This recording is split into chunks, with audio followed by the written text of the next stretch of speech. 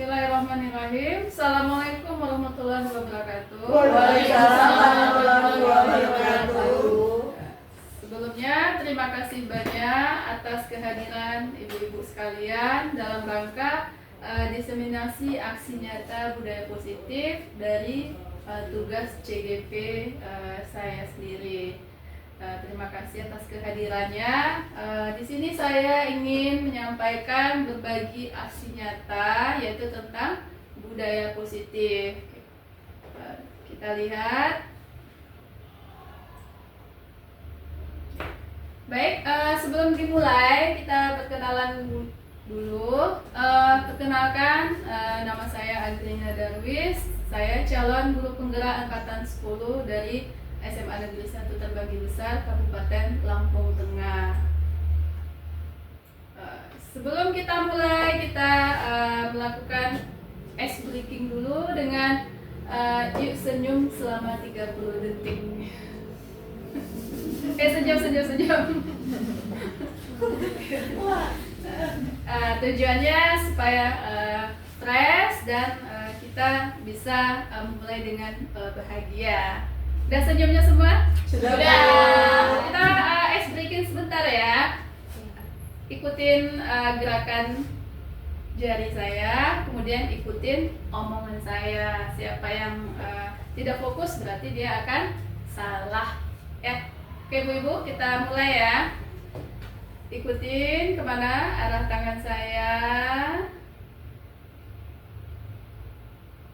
Pegang hidung.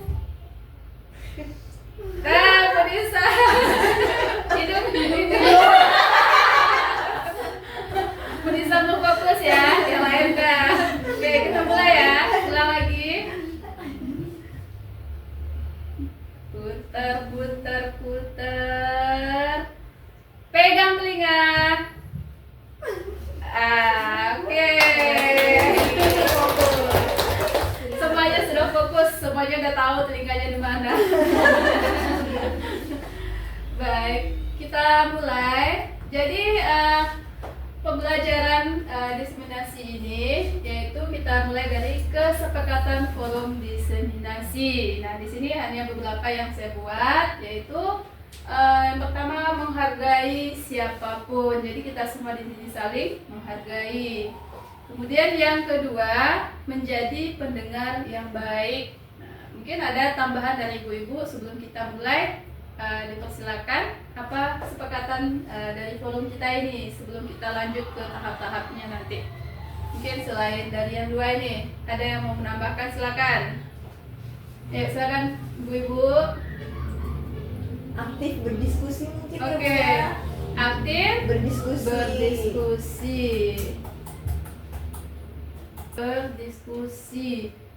Ada lagi yang mau menambahkan?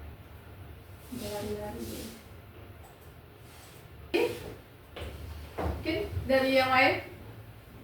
Menghargai siapapun, menjadi pendengar yang baik, aktif berdiskusi. Nanti diedit tulisannya.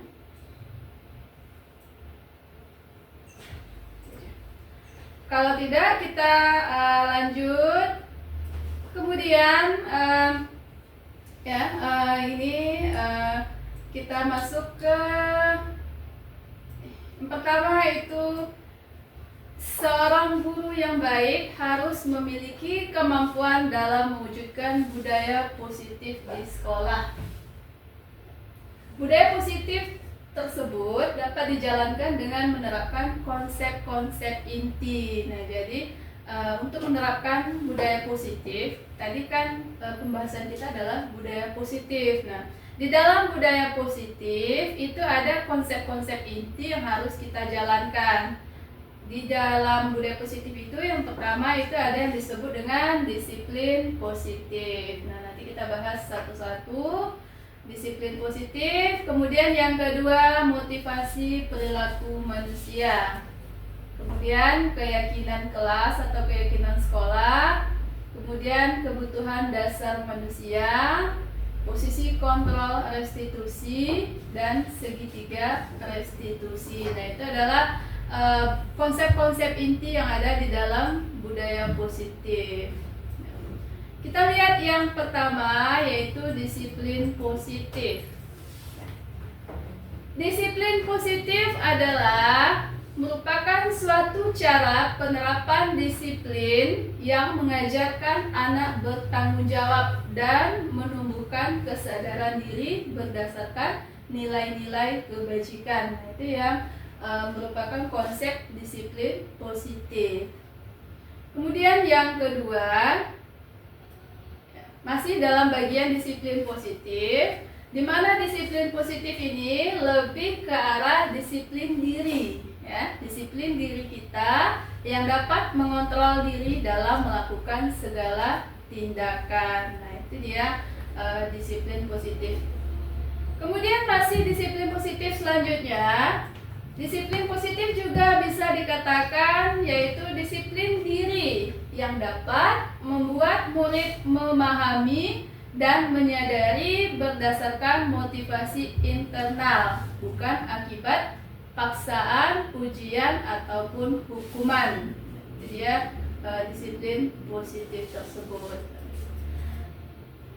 Kemudian di dalam guru penggerak atau di dalam sekolah penggerak kurikulum merdeka, kita tidak pernah bisa lepas ya dari profil pelajar Pancasila. Profil pelajar Pancasila itu ya sebagaimana sudah kita tahu itu ada 6 karakter. Yaitu yang pertama, beriman dan bertakwa kepada Tuhan Yang Maha Esa. Kemudian mandiri, kemudian berkebinekaan global, kemudian bergotong royong, kreatif, dan bernalar kritis. Terus apa hubungan disiplin positif atau budaya positif dengan nilai profil Pancasila? Nah, pada dasarnya nanti ada hubungannya di mana setiap budaya positif yang akan kita kembangkan itu harus berdasarkan nilai-nilai profil pelajar Pancasila. Sekarang kita masuk ke motivasi perilaku manusia.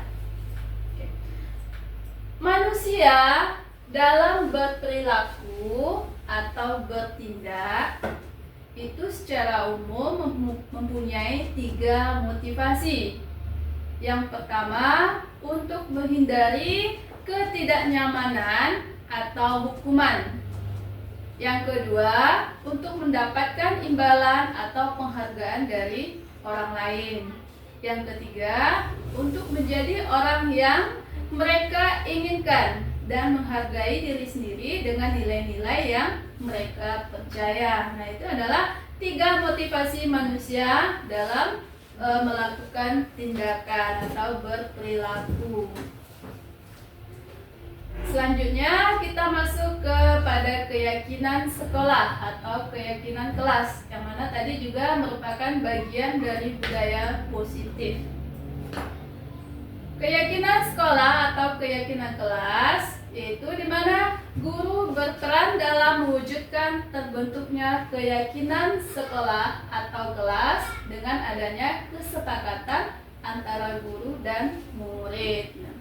Keyakinan sekolah atau kelas ini bisa kita katakan merupakan sebagian dari sama dengan peraturan, ya. Tapi kalau sekarang namanya keyakinan, dimana keyakinan atau peraturan yang kita maksud tadi itu adalah berasal dari murid dan guru. Jadi kesepakatan antara murid dan guru. Kemudian selain itu, keyakinan sekolah atau keyakinan kelas itu juga berupa pernyataan universal. Ya, pernyataan universal itu maksudnya pernyataan yang secara umum mudah diingat dan dipahami dan harus diterapkan di lingkungan sekolah. Jadi keyakinan kelas itu semua orang harus memahami. Jadi dia bersifat pernyataan universal atau bahasa-bahasa yang mudah dipahami. Nah, ini kita lihat beberapa contoh. Mungkin nanti kita bisa membuat yang lebih dari ini, atau mungkin sebelumnya kita sudah pernah melakukan. Nah, ini ada beberapa contoh keyakinan sekolah atau kelas. Nah, selama ini mungkin kita membuatnya hanya dalam bentuk tulisan ya, di print atau ditempel di kertas styrofoam. Nah, untuk kedepannya mungkin kita bisa membuatnya lebih bagus atau lebih menarik sehingga siswa punya keinginan untuk memahami keyakinan itu dengan tampilan yang menarik. Nah, misalnya seperti ini. Ya.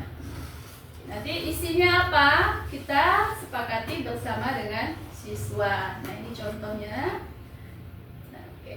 Bagaimana Bapak Ibu-ibu sementara ini? Paham? Paham Bu. Paham. Oke. Kalau paham, kita coba kita ice breaking lagi. Kayak tegang sekali tadi ya. Oke, kita ice breaking. Ikutin sambil ikutin ini ya. Kemana tangan saya, arah badannya ke situ. Jadi kalau tangan saya kanan, badannya kanan. Kalau tangan saya kiri, pulpen saya ke kiri, tangan kiri, pulpen saya ke atas, berdiri. Bisa? Bisa. Oke, bisa. Duduk aja, duduk. Bu Desi, nah nanti kan kalau ada yang salah kan kebentur itu enggak. Oke. 1, 2, kanannya mana ya? Ini berarti ya. Ini ya kanan masing-masing. Ya kanan masing-masing ya. Oke. 1, 2, 3. Kanan, kiri. Bu Nopi? Atas, bawah, kiri, kanan, bawah, atas, duduk ya rapi. Kayak konsentrasi ya, jadi gak ada yang salah. Baru yang warna. Biasa kalau salah kan badannya berbenturan. Baik, sejauh ini ada pertanyaan dulu. Kita ngobrol-ngobrol dulu, silahkan supaya kita lebih memahami. Jadi tadi kita udah ada budaya positif, kita sudah masuk pada keyakinan kelas tadi ya, keyakinan kelas dan jadi ada keyakinan kelas, kemudian motivasi perilaku manusia, kemudian profil pelajar Pancasila, kemudian disiplin positif. Silakan ibu-ibu, ada yang kita diskusikan dulu untuk materi yang barusan sebelum kita lanjut ke materi selanjutnya. Silakan. Oke, silakan Bu Nisa. Baik, Iya. terima kasih buat waktu dan kesempatannya. Iya. Di sini saya akan menanyakan perihal motivasi tadi Ibu ya. Iya. Motivasi yang dimaksud itu tadi macam-macam motivasi di situ ada tentang untuk menghindari ketidaknyamanan atau hukuman, untuk mendapatkan gelar atau penghargaan dari orang lain, untuk menjadi orang yang mereka inginkan dan menghargai diri sendiri dengan daya yang mereka percaya. Ya. Saya akan memahami pada poin ketiga itu Ibu ya, pada motivasi tentang untuk menjadi orang yang mereka inginkan dan menghargai diri sendiri dengan nilai-nilai yang mereka percaya. Mohon maaf Ibu, tolong itu dijelaskan secara detail, kemudian tolong diberikan contohnya Ibu ya. Iya. Terima Terima kasih. Bu. Oke, terima kasih Bu Nisa. Baik, terima kasih atas pertanyaannya. Saya akan mencoba menjelaskan. Mungkin nanti bisa ditambahkan oleh rekan yang lain. Jadi di sini tadi kita mengatakan bahwa manusia itu berperilaku itu mempunyai 3 motivasi atau dorongan dari dalam dirinya, ya. Jadi yang pertama, mereka itu berperilaku atau bertindak itu karena menghindari ketidaknyamanan atau hukuman. Jadi ada orang yang berperilaku, bertindak itu karena merasa terpaksa supaya tidak dihukum. Pokoknya menghindari hukuman. Nah, itu. Kemudian yang kedua, untuk mendapatkan imbalan atau penghargaan. Jadi orang berperilaku, bertindak, bekerja itu atas dasar reward ya, reward supaya dia diberi imbalan atau penghargaan. Jadi biasa orang seperti ini semua tindakannya diukur dengan materi atau uang ya. Kemudian yang ketiga, untuk menjadi orang yang mereka inginkan dan menghargai diri sendiri dengan nilai yang mereka percaya. Jadi begini, ada 3 motivasi tadi. Yang pertama karena tidak ingin dapat hukuman, yang kedua karena hanya ingin mendapat imbalan atau penghargaan. Nah, yang ketiga ini dia termasuk yang positif. Jadi dia berperilaku atau bertindak itu karena dia ingin orang lain menghargai dia. Ini loh, saya berperilaku ini karena dasar kemampuan saya gitu. Jadi tolong hargai tindakan saya berdasarkan kemampuan gitu. Nah, jadi dia ingin menjadi orang yang dihargai dan menghargai dirinya sendiri dengan kemampuannya. Kemudian dengan nilai-nilai yang mereka percaya. Nilai mereka percaya itu maksudnya kadang tidak semua manusia itu selalu mengukur hal-hal itu dengan uang, dengan hukuman, tapi ada yang mengukur dengan nilai kejujuran, nilai kebaikan, sehingga setiap orang yang melakukan tindakan atau perilaku itu kita bisa menilai, oh anak ini rajin ya, oh anak ini jujur ya, seperti itu. Jadi itu maksudnya motivasi. Mungkin kita semua di sini seperti itu juga. Kita bekerja, ada yang motivasi kita hanya mencari uang, seperti itu ya. Ada juga yang motivasi kita menghindari, misalnya kita masuk kelas, kita ikhlas nggak sih masuk kelas gitu. Oh ternyata kita menghindari teguran dari atasan. Nah, ada juga yang kita masuk kelas karena kita punya tanggung jawab besar kepada anak. Misalnya, oh anak saya belum sampai materinya, belum tercapai KD-nya, ulangannya belum selesai. Pokoknya kita punya beban sehingga anak itu harus bisa tuntas pembelajarannya. Nah itu yang bagian dari yang ketiga itu.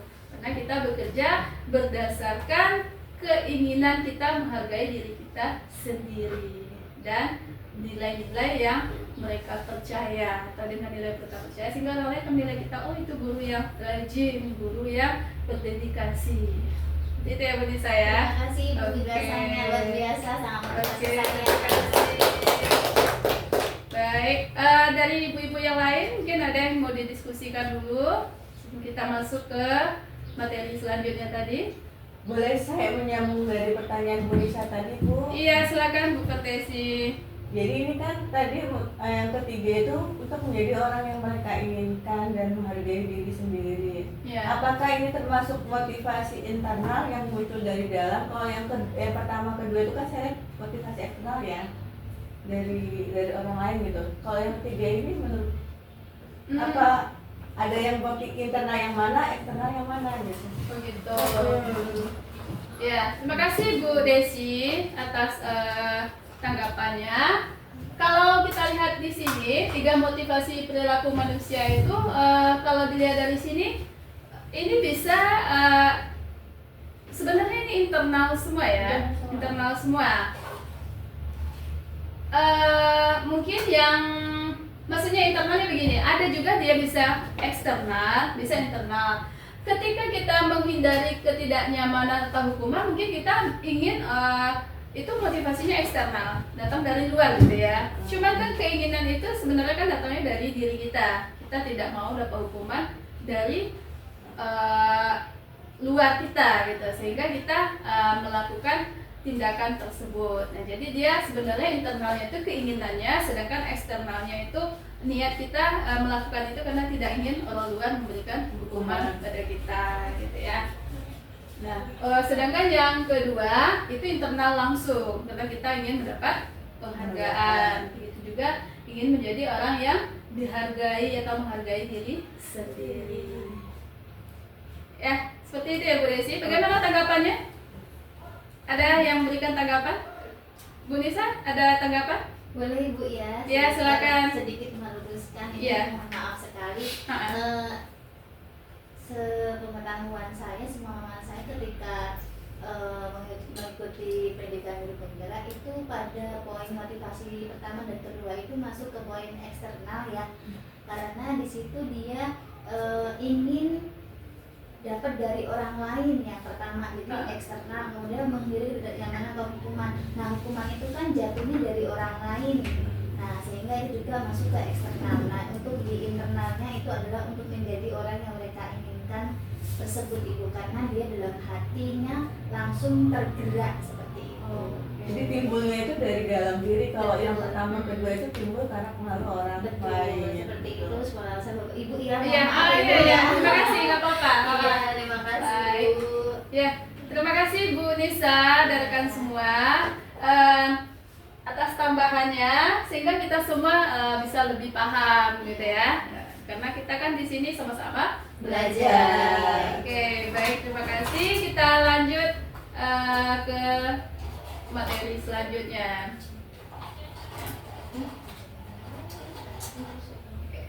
Baik, kita lanjut ke materi selanjutnya, yaitu kebutuhan dasar manusia.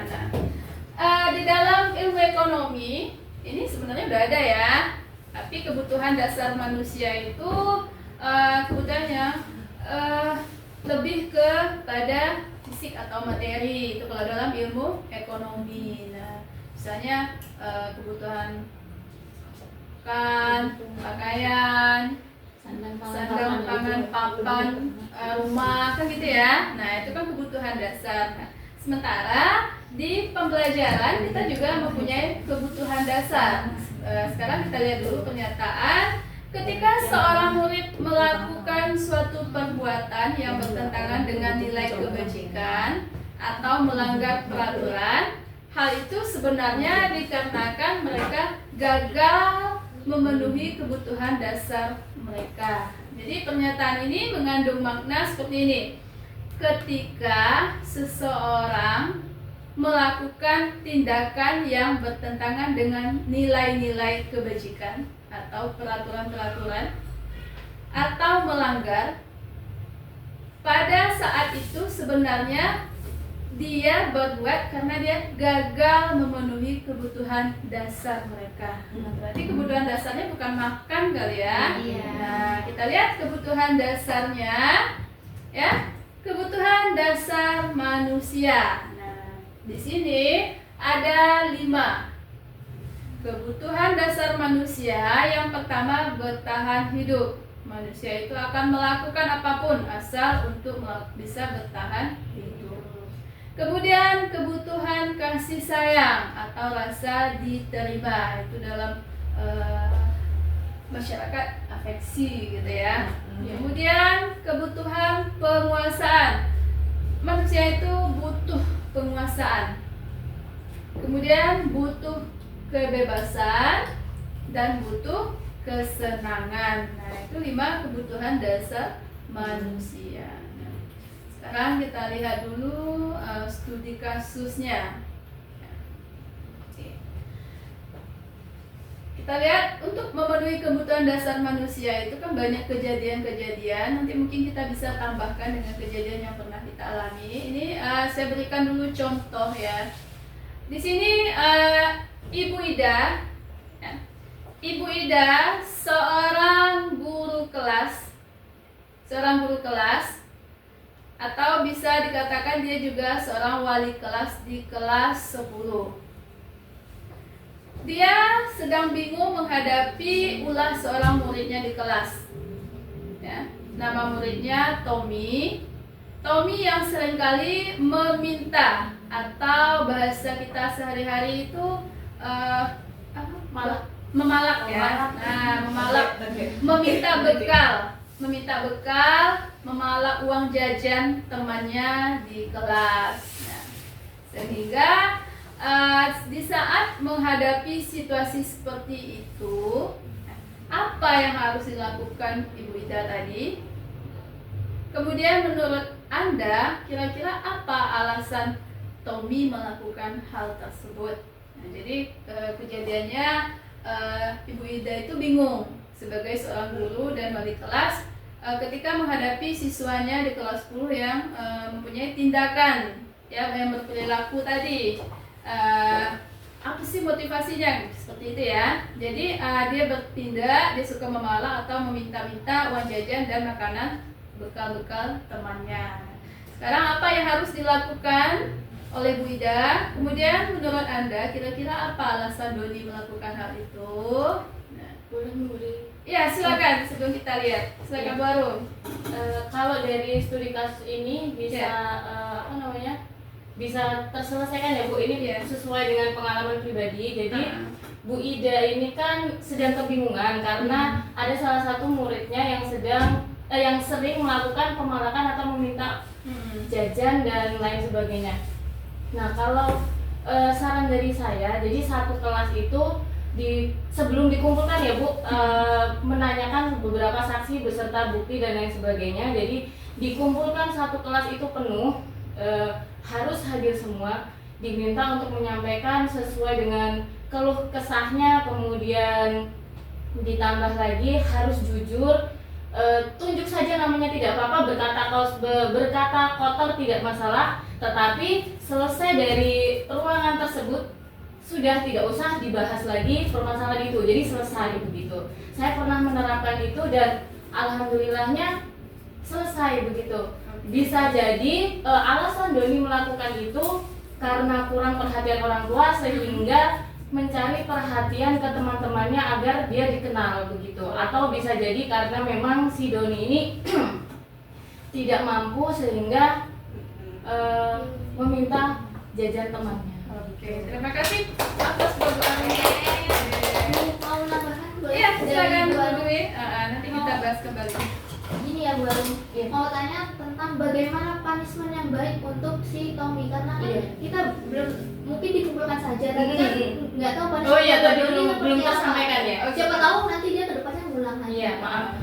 Jadi dalam proses pengumpulan itu kan sudah ada yang jujur, tapi kan ada juga yang waktu itu pernah yang memang malu-malu ya Bu ya, sehingga kan tidak mau mengakui di depan temannya, tetapi kan saya minta untuk ini mengaku di belakang. Jadi kan tetap diproses walaupun sudah keluar dari ruangan itu.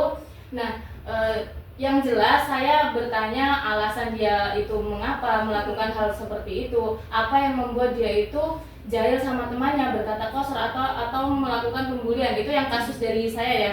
Sehingga ketika dia melakukan pengakuan, otomatis kan di dalam BK dan wali kelas itu kan ada buku poin. Jika memang itu masuk di buku poin, dia dimasukkan ke poin, sehingga kalau memang banyak, perlulah panggilan orang tua untuk interaksi agar mengetahui seperti ini loh anaknya. Jadi untuk kedepannya mohon agar ketika di rumah dipantau sehingga di sekolah ini lebih terarah begitu.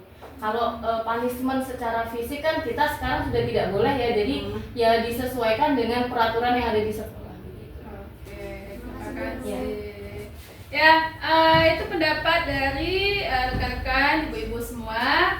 Jadi tadi sebelum kita masuk ke kasus, kita kan sudah melihat ya. Jadi manusia itu mempunyai kebutuhan dasar manusia. Nah, jadi di sini tadi Ibu Arum, kesimpulan dari yang Ibu Arum berikan itu tadi, apa yang harus dilakukan Bu Ida?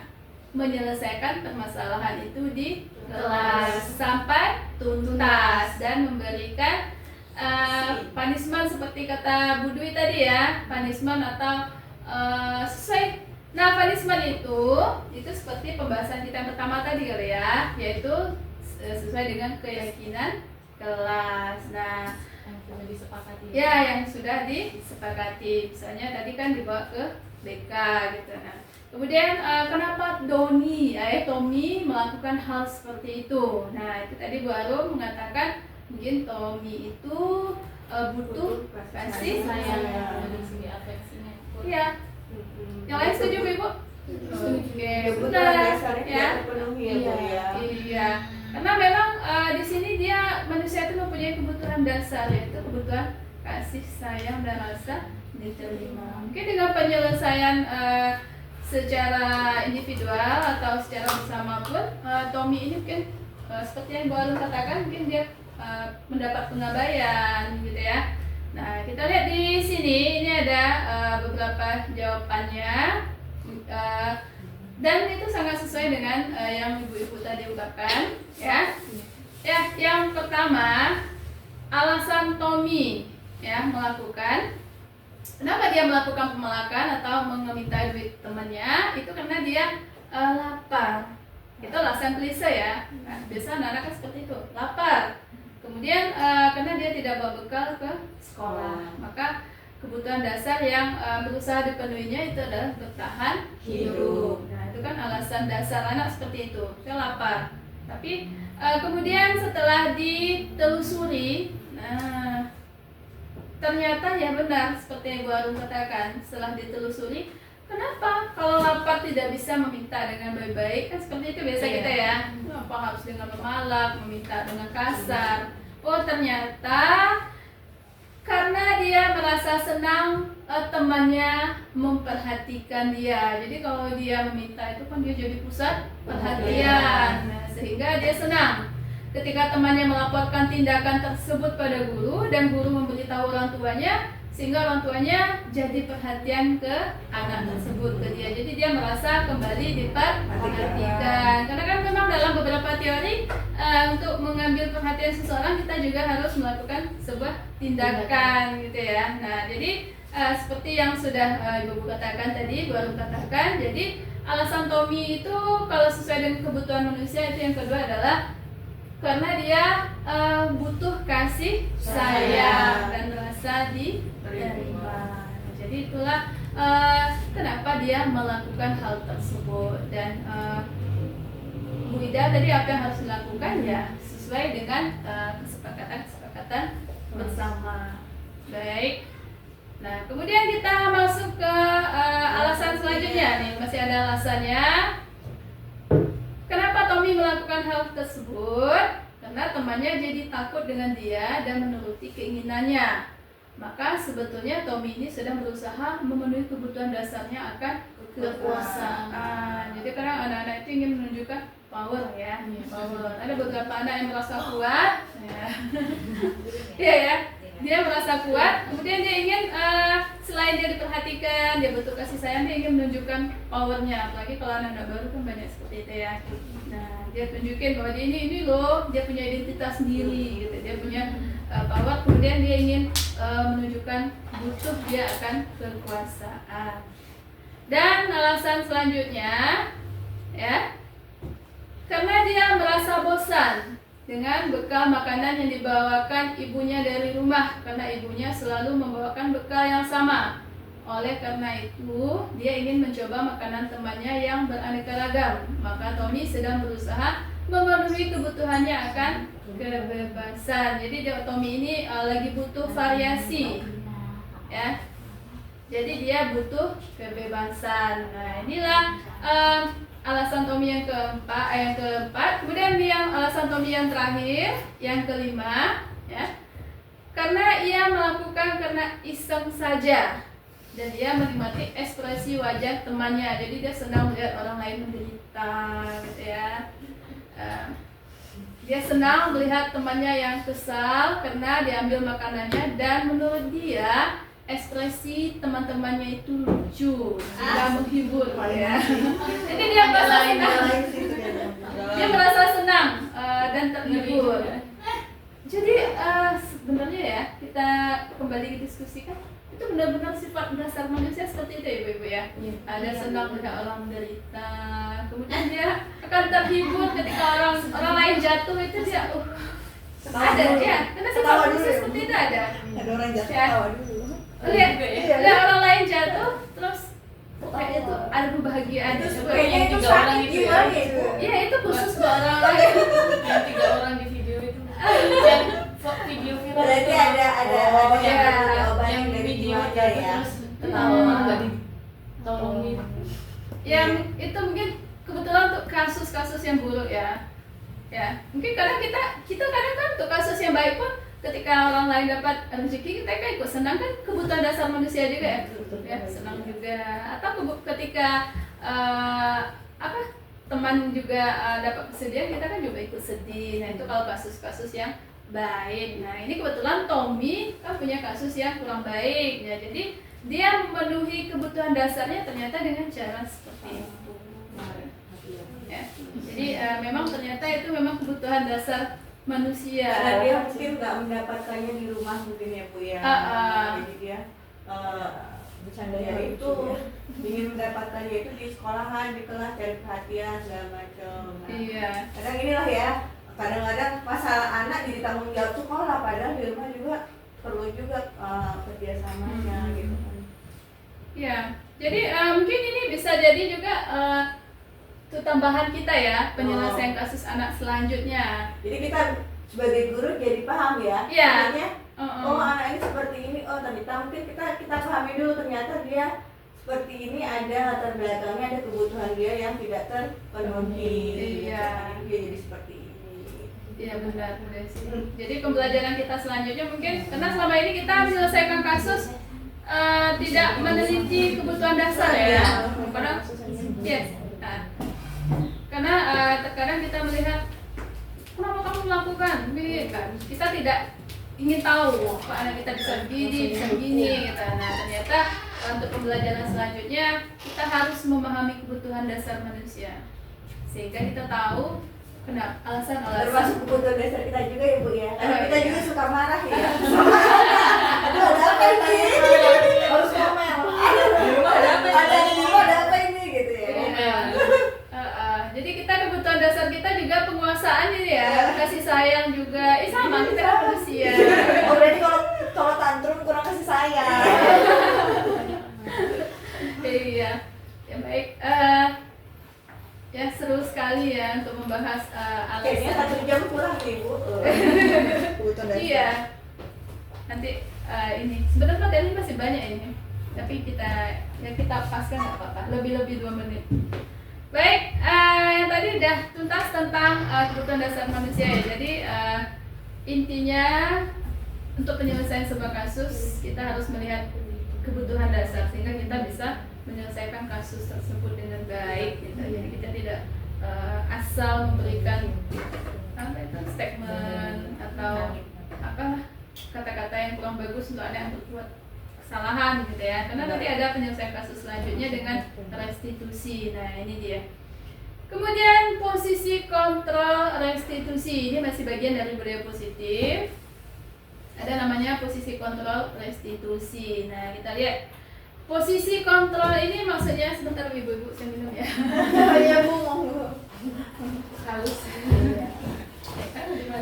Posisi kontrol restitusi ini maksudnya posisi seorang guru mengontrol dirinya ketika dia menyelesaikan sebuah kasus atau masalah di sekolah. Jadi kita sebagai guru itu kita harus memposisikan diri kita sebagai apa gitu. Nah itu maksudnya posisi kontrol restitusi. Ada guru yang selalu bertindak hanya sebagai penghukum, ya, bikin hukum.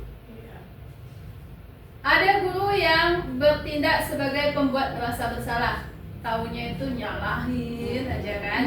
Nah, ada guru yang bertindak sebagai teman, ya. Ada juga sebagai pemantau, lihat gitu ya. Memantau aja. Nah, ada yang sebagai manajer. Nah, sebenarnya kelimanya ini memang dijalankan, tapi ada poin yang paling penting nanti dari yang 5 ini. Jadi ini ada 5 posisi kontrol ya: penghukum, pembuat merasa bersalah, sebagai teman, sebagai pemantau, dan manajer. Kita lihat kecil ya.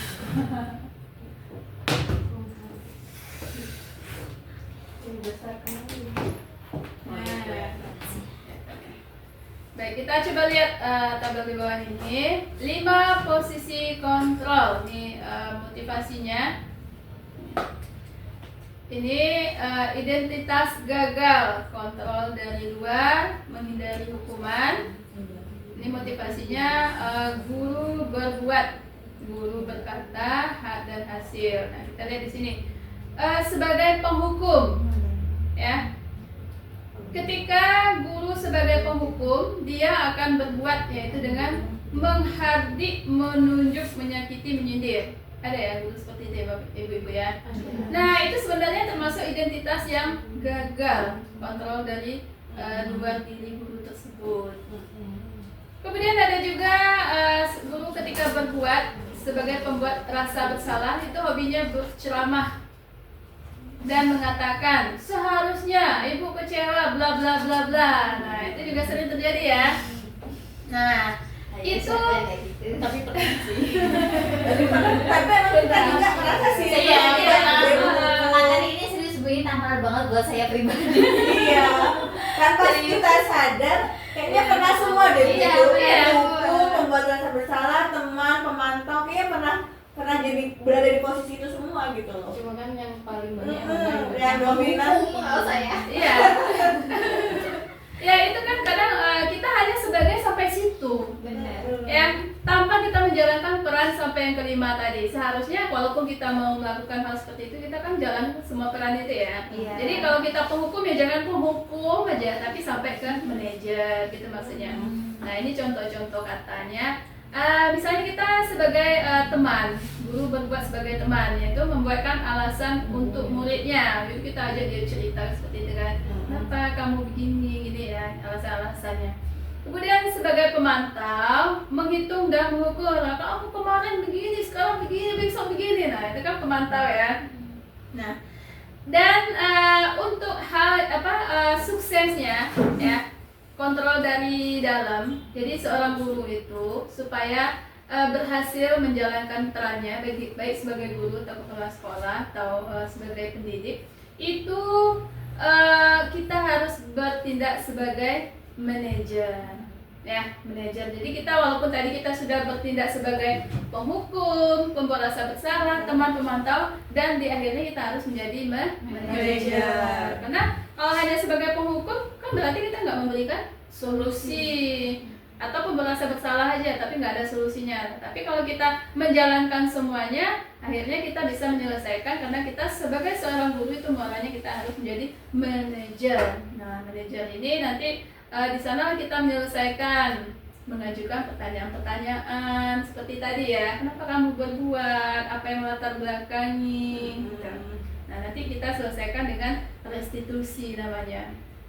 Nah, kemudian apa yang kita yakini, apa yang bisa kita kerjakan untuk memperbaiki kesalahan ini. Nah, disitulah peran kita sebagai seorang pendidik. Nah, jadi 5 posisi kontrol ini harus kita jalankan semuanya dengan baik supaya benar-benar memberikan hasil yang bagus. Nah, jadi kita tidak sebatas sampai sini aja ya, atau sini atau sampai sini. Nah, tapi jalankan sampai di sini. Jadi memang semuanya harus kita jalankan. Tidak juga kita langsung jadi manajer ya, tanpa melihat dulu ininya seperti apa gitu. Itu yang utama. Iya benar. Nah jadi seperti ini.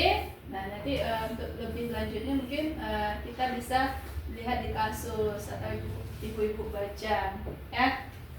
Nah kemudian kita lihat ke materi selanjutnya ya, selain posisi kontrol tadi. Nah di antara 5 posisi kontrol tersebut sebaiknya seorang guru menggunakan posisi kontrol sebagai manajer. Nah, ini kita sebut tadi, walaupun kita sudah bertindak sebagai penghukum, pembuat rasa bersalah, jadi teman, tapi muaranya kita harus menjadi seorang manajer. Karena manajer itu tugasnya menyelesaikan, ya, menuntaskan masalah itu jadi selesai. Sebagai seorang manajer, guru dapat berbuat sesuatu bersama murid, mempersilahkan murid bertanggung jawab, dan mendukung murid agar dapat menemukan solusi. Nah, itu dia peran manajer tadi. Jadi dia bisa berbuat bersama murid. Murid bisa bertanggung jawab, mendukung murid agar dapat menemukan solusi dari permasalahan. Nah, kemudian selain itu, posisi manajer mengacu pada restitusi yang dapat menjadikan murid sebagai manajer bagi dirinya sendiri, sehingga dapat tercipta identitas murid pada diri murid. Nah, maksudnya begini ibu-ibu, jadi seorang manajer itu dia harus menyelesaikan suatu kasus itu dengan restitusi namanya. Ya, restitusi itu adalah upaya penyelesaian kasus dengan 3 tahapan ya, 3 tahapan sehingga ketika kita menjadi manajer itu dapat tercipta identitas positif pada diri murid. Walaupun murid itu bersalah, tapi dia merasakan dia tidak salah-salah banget gitu loh, maksudnya seperti itu, nggak tertekan gitu. Iya. Tuh, jadi kenapa dia bisa tidak tertekan? Kita menyelesaikannya itu dengan segitiga restitusi. Malah menimbulkan potensi dari dalam diri murid ya. Dia punya Jadi setiap kesalahan itu bukan suatu hal yang buruk terus, tapi mungkin bisa jadi pemacu atau apa ya, karena kita penyelesaiannya bagus gitu. Nah, coba kita lihat dulu, mungkin nanti kita lihat contoh-contoh sekitar kita pernah juga menyelesaikan, tapi kita nggak tahu itu namanya restitusi gitu ya.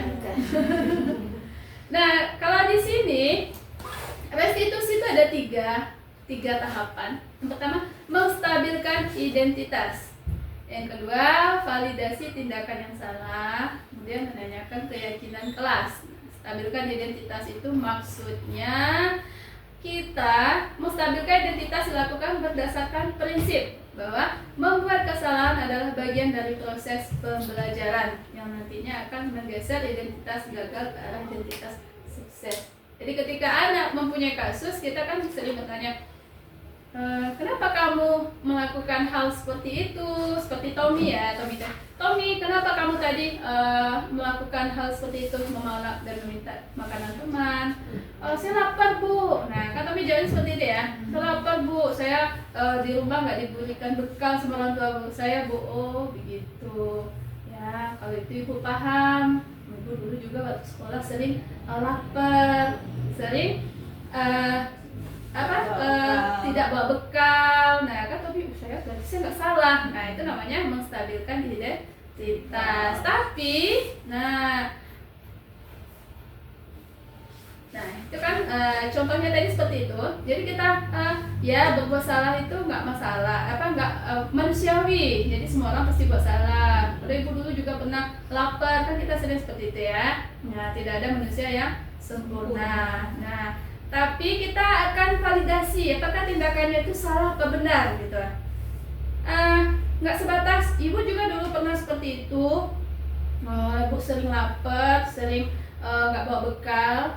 Tapi, nah kita validasi apakah tidak ada cara yang lebih baik selain merebut, memalaki atau ya seperti hal-hal yang kasar, merebut makanan teman tadi. Nah, itu namanya validasi tindakan yang salah. Jadi validasi itu dilakukan berdasarkan prinsip bahwa setiap perilaku berupaya memenuhi suatu kebutuhan tertentu, sehingga guru atau orang tua akan bergeser dari pemikiran stimulus respon menjadi proaktif serta akan lebih mengenali dan mengakui kebutuhan murid. Jadi seperti tadi, oh lapar, oh tidak bawa bekal, ya nggak apa-apa. Ibu dulu juga seperti itu kan kita sering bicara seperti itu ya. Tapi apakah tidak ada hal yang lebih baik yang bisa dilakukan untuk memenuhi rasa lapar kita atau meminta dengan cara yang baik kepada teman? Nah, itu namanya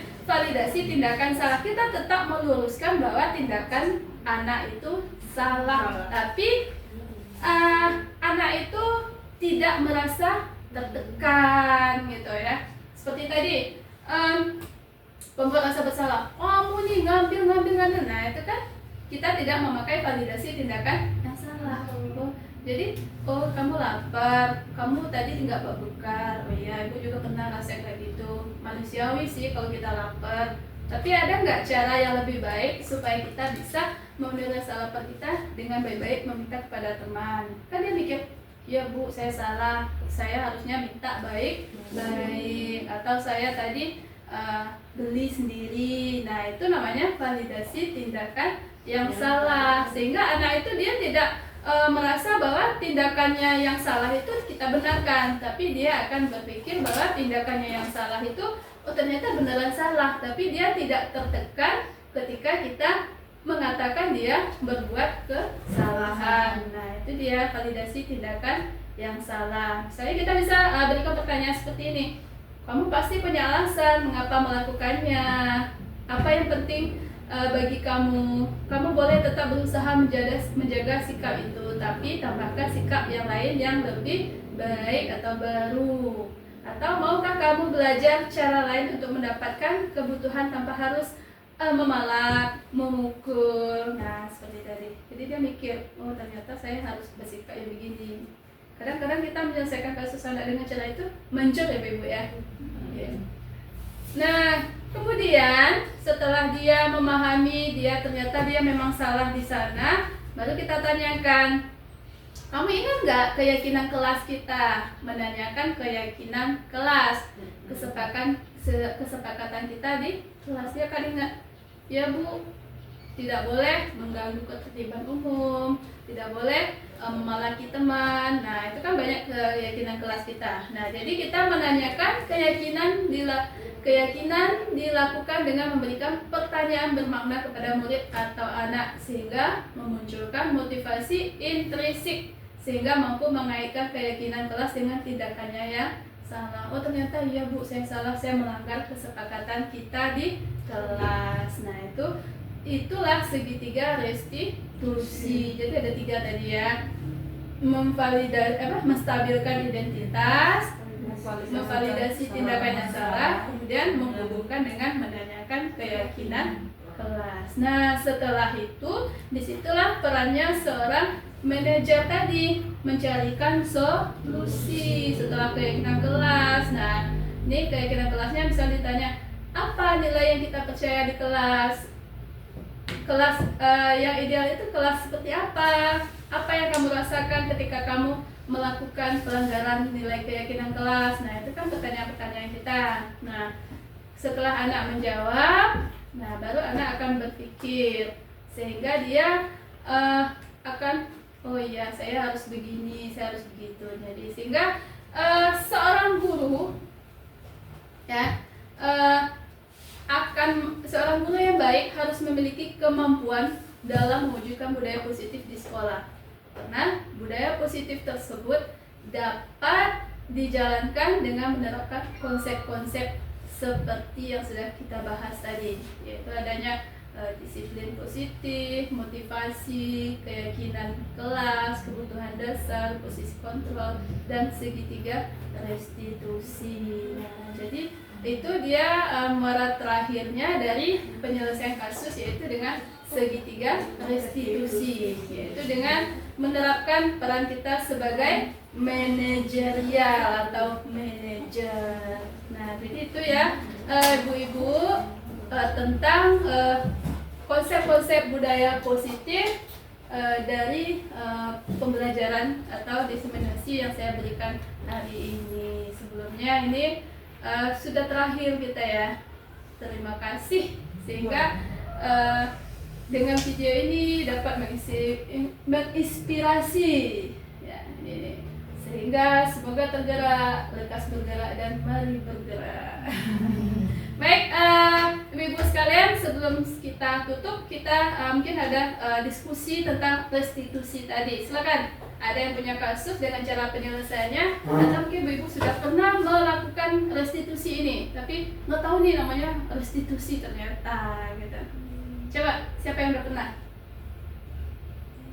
Ibu-ibu yang udah pernah menyelesaikan kasus anak, ternyata ini restitusi ini ternyata bahasanya baru ya, cuman penerapannya itu sebenarnya udah lama kita lakukan. Oh ya Bu, ini ada kasus nih baru-baru ini. Ya, di kelas. Jadi di kelas, sebut aja kelasnya ya. Jadi PS 5 itu ada satu orang siswa yang dia tuh ketahuan mencontek, dan ini yang melapor adalah teman-temannya sendiri. Nah, tapi ketika saya manggil anaknya, saya udah berusaha pakai bahasa yang halus dan tidak tadi yang menghukum itu, berusaha pakai teknik yang halus untuk menyadarkan dia kita semua pernah salah, kita semua pernah nyontek memang. Cuma perilaku contek yang orang lain lakukan adalah bertanya sama teman, sementara yang dia lakukan adalah bawa catatan. Dan saya berusaha untuk ngasih tahu dia, it's okay salah, tapi ayo ngerti kalau kamu salah, ayo berubah. Tapi dia kekeh, enggak, biasa aja, semua orang tuh pernah nyontek, cuma teman sekelas saya aja yang lebay. Saya udah ngakuin kalau saya emang nyontek, jutek, tapi ya udah sih kan kayak gitu semua orang juga pernah. Nah di situ saya bingung gimana caranya menyadarkan dia emang itu tuh salah. Dia tetap ya udah, dia akhirnya mau mengakui kalau dia salah, tapi dia nggak mau teman-temannya tuh merasa terus neken dia. Dia maunya ya udah sih kayak gitu doang aja dipermasalahin, malah dia menyalahkan teman-temannya karena berlebihan. Berarti dianggap Nah, itu normal apakah- gitu ya? apakah Dinormalisasi. Gimana ya, saya sampai ngasih dia uang nih, saya kasih dia nih 50.000 karena emang sesuai kesepakatan kelas. Kalau ada orang yang nilainya paling besar sosiologi, saya kasih, dan itu setiap semester naik, jadi dari 100, 180 sampai akhir semester di 200. Nah ini teman-teman nggak ikhlas gitu kalau dia dapat, jadi saya sampai kasih uang 50.000 nih, kamu minta maaf, kamu kasih kue ke teman-temanmu, kamu ngaku kamu salah. Ya dia nggak ngaku juga, cuma dia ngasih ke teman-temannya kue itu, dia bilang ya udah sih lupain aja, semua orang juga pernah salah, tapi dengan bahasa dia nggak mengaku salah intinya. Begitu gimana? Apakah ada saran buat saya untuk siapa tahu dia bisa berubah, atau mungkin ada sesuatu yang saya lewatkan sehingga menyebabkan dia nggak sadar kalau dia salah gitu? Oke, boleh menambahkan ya? Boleh. Ini menanggapi. Ini sepertinya masih berhubungan dengan Iya. motivasi yang Dari dalam diri tadi, eksternal tadi yang dia itu dulunya begini, ada istilah dihukum karena penghargaan. Nah, jadi Bu Sars ini nggak salah sih dia buat reward gitu ya, bahasa hadiah dengan si anak tersebut atau kelasnya itu kan ya. Akan tetapi dengan adanya reward itu, dia itu merasa ingin banget loh dapat itu dengan segala cara. Baik halal maupun haram. Betul sekali. Nah, ketika anak tersebut sudah mendapatkan cara yang nggak benar itu, mereka ibarat kata bodo amat deh karena aku udah dapet nih, gitu kan. Yang penting kan reward aku dapet. Jadi mereka itu timbul motivasi bukan internal, akan tetapi eksternal tadi, ingin dapat hadiah. Nah, dari situ sebenarnya itu hati anak mulai dibuat keras. Maksudnya begini ya, ketika sudah mendapatkan reward itu, si anak tersebut itu kayak dilatih untuk hatinya keras, nggak mengakui apa yang dia lakukan kalau itu salah. Nah itu kayaknya berhubungan dengan motivasi tadi itu. Bu Saras nggak salah, hanya saja mungkin kayak penerimaan hati dia mengenai reward ibu itu salah gitu, karena dia mikirnya segala cara pokoknya aku harus bisa dapat uang itu gitu kan ya. Sehingga ketika anak tersebut nggak ibu kasih lagi, maksudnya anak kelas ibu nggak dikasih reward lagi, mereka nggak akan sesemangat itu. Saya sempat ngasih, bahkan saya kasih 2 orang gitu, jadi nggak cuma dia sama sisi yang pro dan kontra lagi. Terus saya bilang, karena kamu ngelakuin ini sama seperti lomba, kalau misalnya udah ada yang tidak sesuai dengan aturan maka didis, kata saya kan gitu. Berarti kamu ini harus terima kalau kamu didis, ya. Tapi saya sesuai hati nurani ya, itu nih kamu jajanin teman-teman sekelas, mungkin itu saya nggak tegaan orangnya gitu. Jadi tetap saya kasih, tapi 50.000 aja kamu harus misain buat teman-temanmu, sisanya buat kamu jajan terserah, karena nggak tega itu tadi ya. Mungkin salah saya mungkin di situ, harusnya didis kalian gitu. Iya, sebenarnya kita guru itu kan tadi ada 5 sisi kontrol ya. Mungkin ada beberapa hal yang belum kita jalankan. Ya, mungkin manajer kita, mungkin manajer itu kan juga harus ada tahapannya yang bagusnya seperti apa. Kemudian tindak apa keyakinan kelas Bu Saras mungkin perlu diperbaiki ya bagi saya. Nah, kenapa? Karena mungkin anak itu berbuat karena motivasi ini tadi kan untuk mendapatkan imbalan. Mungkin anak berbuat dengan cara apapun asal dapat duit 50.000. Jadi mungkin sebaiknya setelah ini supaya restitusi kita berjalan baik. Karena tadi kan di restitusi itu nggak jalan, yang ketiga jadinya ya. Keyakinan kelas diperbaiki dulu. Yang diperbaiki, apa yang harus diperbaiki? Yaitu jangan memberikan siapa dapat nilai tertinggi imbalan sekian. Nah, sehingga anak termotivasi hanya untuk itu. Yang mungkin perbaiki gini, saya tidak peduli nilai kamu tinggi atau rendah, tapi saya lihat kejujuran kamu. Mau kamu 90, kalau kamu contek nggak ada nilai di saya. Tapi kalau kamu nilai kamu mau 20, tapi saya lihat kamu jujur, saya hargai kamu. Sehingga anak benar-benar nggak ingin mencontek. Kalau saya sih pernah melakukan seperti itu, saya akan hargai nilai kamu 30, tapi kalau kamu benar-benar nggak mencontek, ya benar, dia cuma mikir aja gini-gini, mikir, tulis. Enggak, saya kalau anak yang udah begini-gini di bawah, saya silang aja nih, walaupun nilainya tinggi. Nah, sehingga anak itu Cerah. ketika ya tertanam. Jadi penghargaan atas kejujuran itu Dia ini yang kecilnya ini yang ketiga, tertanam dalam dirinya. Motivasi emosi. Yang penting saya kan jujur. Apalagi saya kalau di kelas tuh saya lebih mengutamakan speaking mereka. Benar, Debat. iya itu juga menjadi pondasi kita untuk Iya. Buat menilai keyakinan. anak tersebut tuh mampu nggak sih? Iya. Seperti itu. Keyakinan kelasnya kita perbaiki. Saya tidak melihat nilai ulangan kamu yang tinggi rendah, tapi yang saya lihat proses kamu di kelas. Ketika kamu di kelas debat kamu bagus, diskusi kamu bagus, ulangan kamu 20 pun akan Bisa naik. membantu, benar, Nah, kayak akan naik. juga Nah, saya berarti. Ya, saya seperti itu. Jadi anak itu benar-benar dia nggak mengharapkan nilai ulangannya tinggi lagi, Ya, oke. ya. Tapi dia berusaha. Iya. Dan kayaknya kalau dia dari Bu Saras, keyakinan kelasnya itu timbul dari Bu Saras, Reward. bukan dari Suara-suara anak murid. suara-suara murid gitu loh. Jadi Iya. sebelum keyakinan kelas itu Bu Saras buat, disepakati dulu dengan anak-anak biar keyakinan itu muncul dari dalam diri anak itu, bukan dari guru. Iya. Gitu. Jadi sepertinya keyakinan kelasnya ya Bu Saras ya diperbaiki lagi, terus dibuat yang lebih bagus sehingga anak berlaku atau bertindak itu motivasinya ya bukan yang kedua aja tapi juga yang ketiga. Nah baru semua kasus bisa kita selesaikan dengan restitusi. Dan sepertinya keyakinan kelas itu juga jangan ada kalimat negatif. Ya.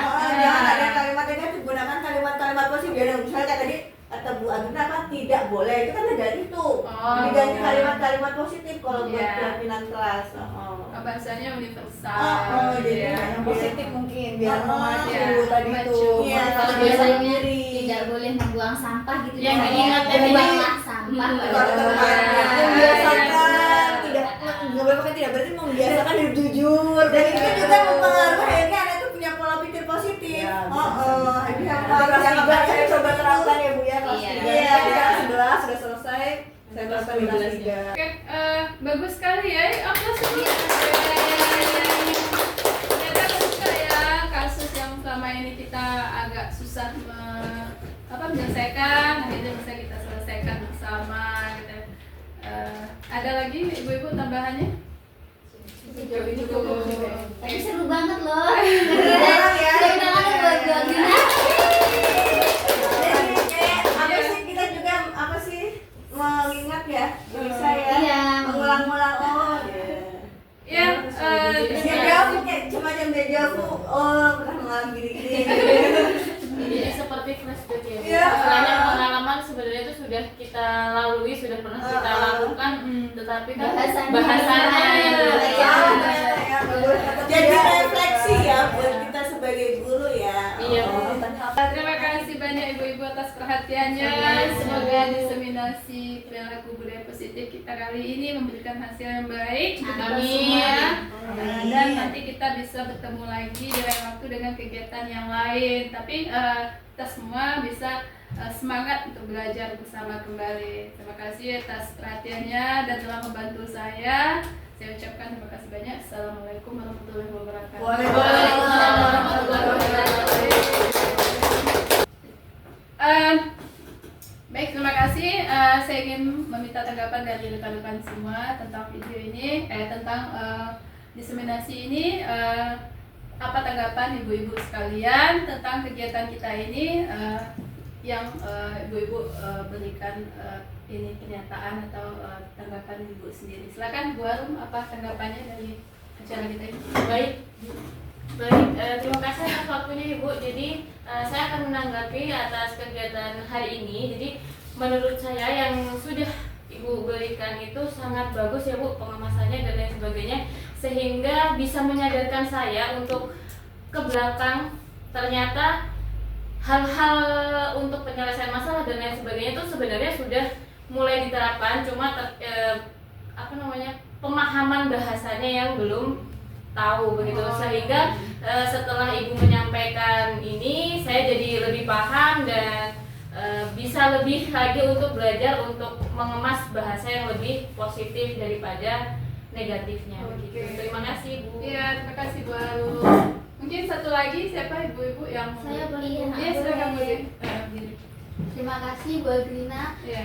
Untuk tanggapan saya senang sekali karena sebelumnya kan saya belum pernah mengajar. Saya lulus langsung kuliah lagi baru masuk P3K karena saya belum ada pengalaman yang benar-benar jadi guru mengajar sehingga sangat berguna gimana saya nanti mengolah kelas, budaya kelas bagaimana diterapkan. Jadi sebelum masuk saya udah tahu sudah ada ini alurnya, saya harus bagaimana supaya bisa kita ambil yang baiknya bagaimana seperti itu.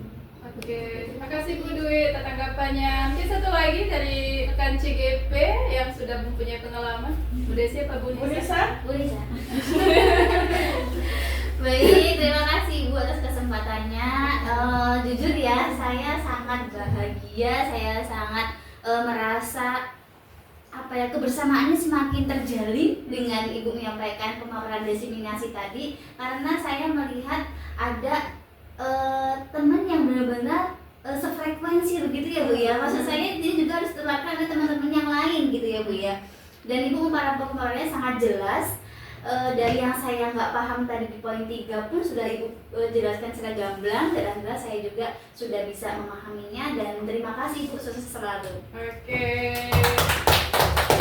Baik, terima kasih banyak atas tanggapan positifnya semuanya, sehingga kita bisa sama-sama belajar ke depannya. Oke, terima kasih. Assalamualaikum warahmatullahi wabarakatuh. Waalaikumsalam warahmatullahi wabarakatuh.